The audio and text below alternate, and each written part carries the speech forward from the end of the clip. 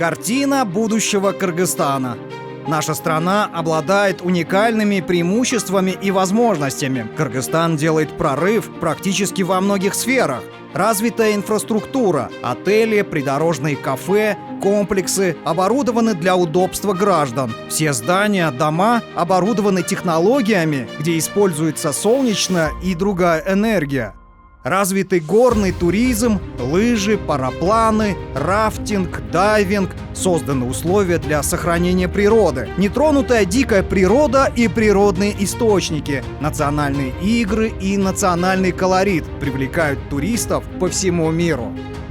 Эффективные институты власти.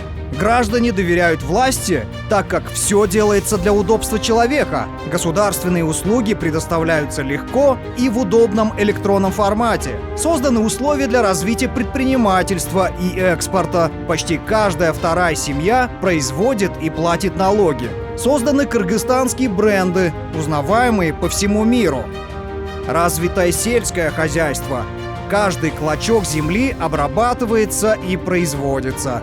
Выращиваются и обновляются лечебные природные травы. Произведенная продукция в стране обеспечивает на 100% местных жителей, и 80% переработанной продукции отправляется на экспорт. Развитый IT-сектор. В стране свои силиконовые долины в регионах. Инновационные разработки делают успешным и развитым не только Кыргызстан. Эти разработки пользуются успехом во всем мире. Разрабатываются технологии для улучшения эффективности и производительности.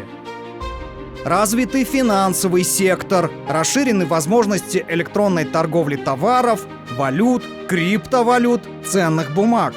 Передовое образование в Кыргызстане. Выпускники школ и вузов получают достойный уровень образования для оказания содействия и подготовки инновационных разработок для прорыва страны.